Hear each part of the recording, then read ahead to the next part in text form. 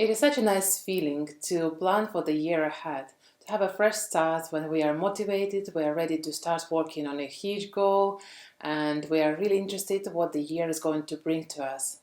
And then life happens, and sometimes we achieve our goals and do even more than we expected, but some of the goals don't get achieved, and that's perfectly normal. But what if you want to achieve that goal? In this video, we are going to talk about why we don't achieve our goals and what to do with it. Hi, my name is Kristina, and on this channel we are talking about creating a life journey that feels good.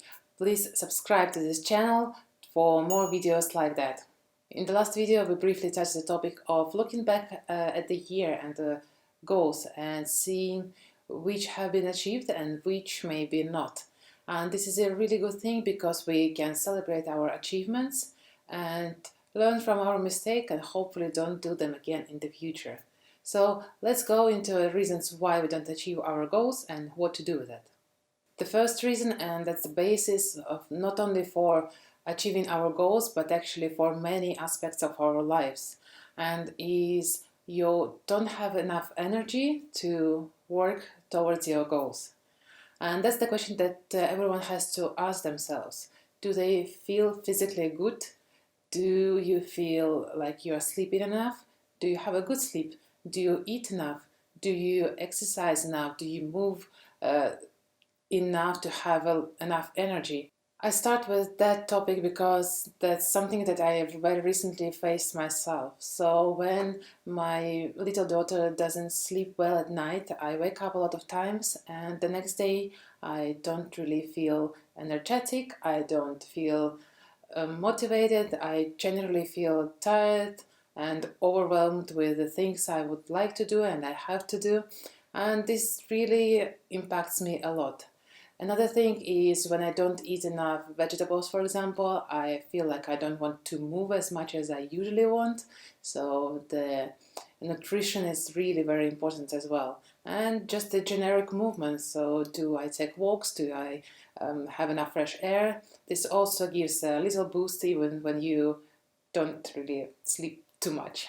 So ask yourself, do you generally feel energetic, well, or you need to focus on the self-care before starting working on your goals? One option to deal with this is to make a small holiday for yourself. Even 1 day or 2 days will make a huge difference. That's the time when you will get away from your daily routines or something that you don't like to do and just have rest or maybe a change of scenery. And the change of people you're surrounded with can give a big boost and make you feel more energized and more motivated. Another important thing is to incorporate rest in your daily or weekly routine. I wish I could tell you that around 6 p.m. you have to call it a day and just have a relaxing evening, but maybe it's not the case for everyone. For example, quite a lot of my activities happen when my daughter is asleep. Would it be daytime with a very limited time, or actually quite a lot of things that I'm doing in the evening when she's already asleep.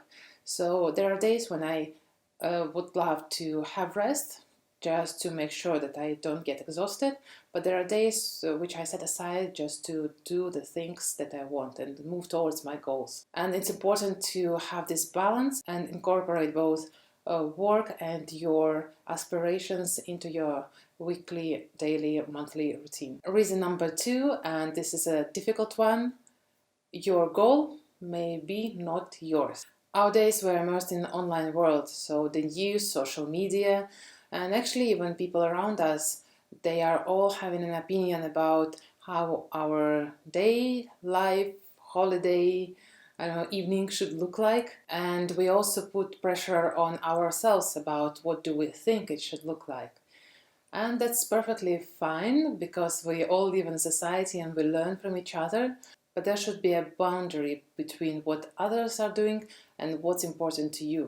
It's important to live own life with own dreams, with own aspirations, based on own values. Because when the goal is not really yours, you don't really feel motivated to work on it because you don't really see the point. Why would you want to work on something that is not interesting to you. So the way to understand that is to ask yourself a difficult question. Why is this goal important to me? And do it multiple times to get from the surface down to root cause of your intention. So let's have an example.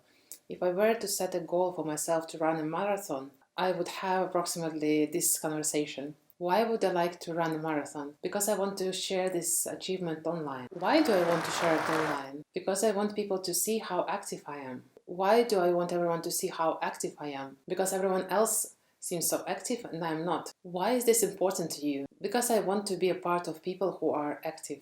But actually, I don't like running. I prefer dancing to be active. Do you see how going from the surface to the bottom of the intention can be, on one hand, really difficult, but on the other hand, really eye-opening? And I think that the next best thing to do is to cross this running marathon goal from the list. Reason number 3 is the goal doesn't correspond to your values. Something is broken here. Aligning goals to your values is the huge step towards realization of those goals. So, for example, when I say I would like to save and buy a big car during this year, it could be for multiple reasons. Everyone else is buying big cars at the moment, or maybe I always had this idea that by age of 25, 30, 35, 40, doesn't matter, I would have this big car, and that's the picture that I have in my mind. Or, for example, I value travel with family and I want everyone to fit in this car. And the latter is the case for me because I value freedom, freedom to move everywhere, freedom to spend time with family and friends, and a big car will just contribute to this value. So we will be able to more easily move between cities, towns, countries with the whole family and our baby as well. And there's so much you need to take even for a weekend off when you're traveling with a baby. But there might be different values behind the same goal for different people, and it's important to understand which value does it bring to your life. And if it doesn't, just cross the goal from your list. The best thing to do here is to find the value behind your goal.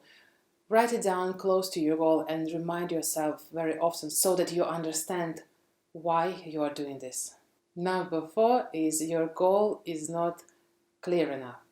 This is a very easy fix which will make a huge difference.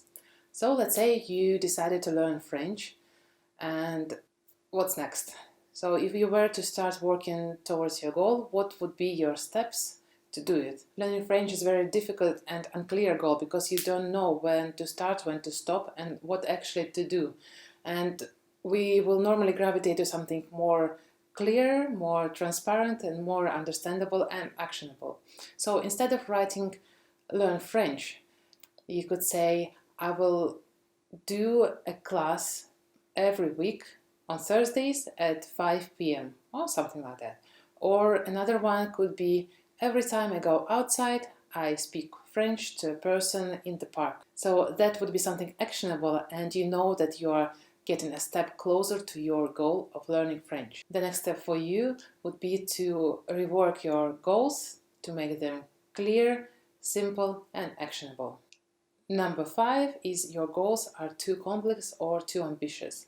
And this is somehow very close to the previous point, but just with a little bit of a twist. It might be that you have a really sophisticated goal and our brain just don't feel like starting the whole big journey because you don't know if you will succeed or not.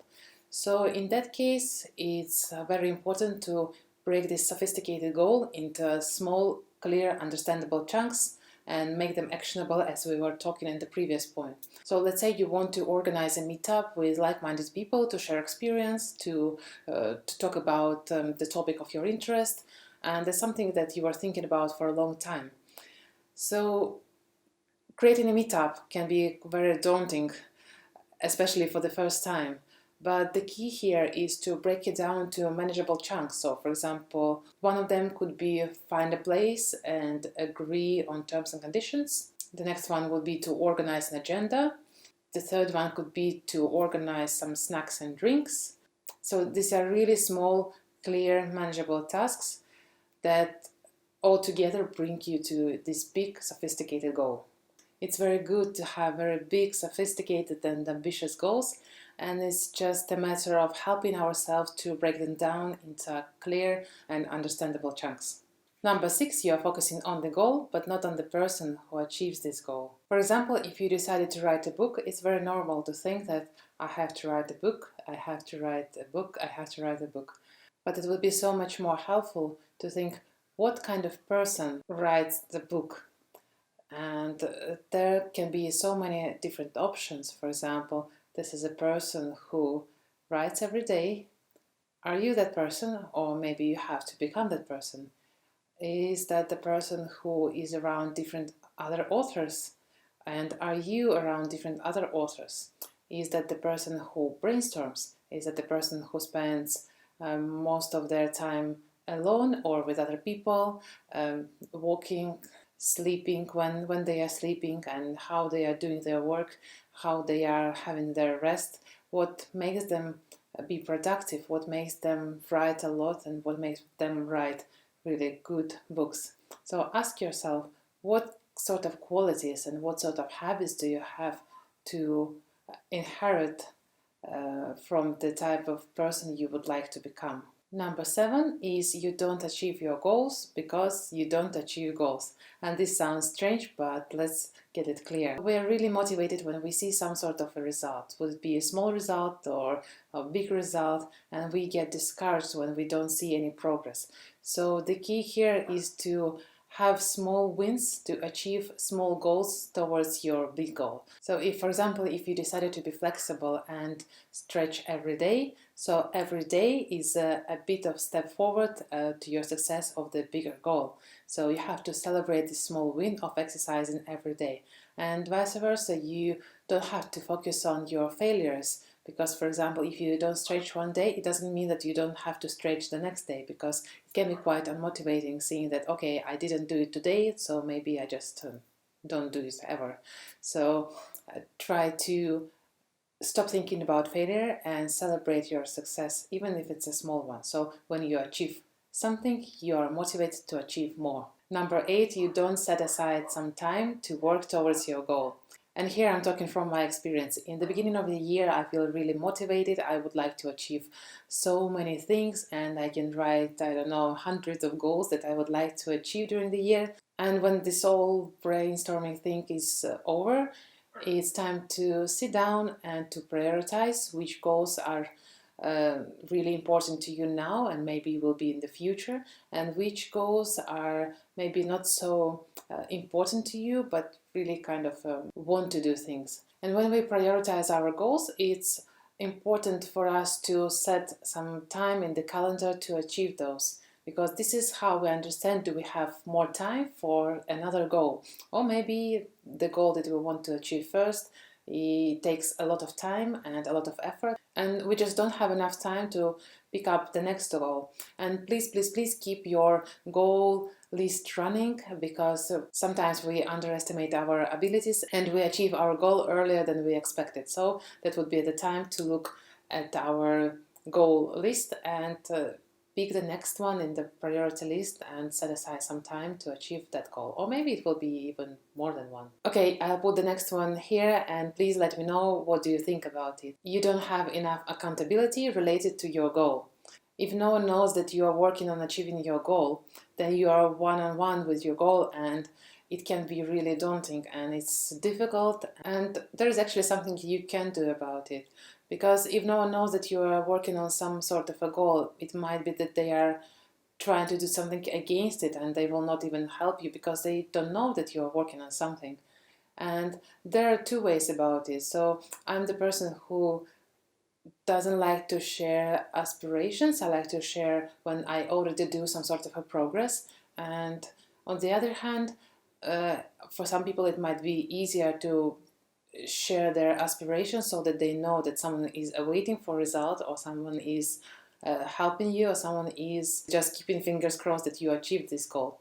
There are still ways to get an accountability buddy, for example, signing up to a meetup or finding a community on the internet who are working towards similar type of goals, and just find someone that you can share your goal with, and maybe you will become an accountability buddy for that person, and that person will be checking in with you, how are you achieving your goal, or maybe you need some sort of help, and this will make the progress much more visible, much more real. And the final one is you're not achieving your goals because you don't have enough experience, information, know-how, and you need a bit of help with your goal. And it's really great because when we start something new, we are stepping into unknown, and there is the whole new world to discover, and it's so interesting.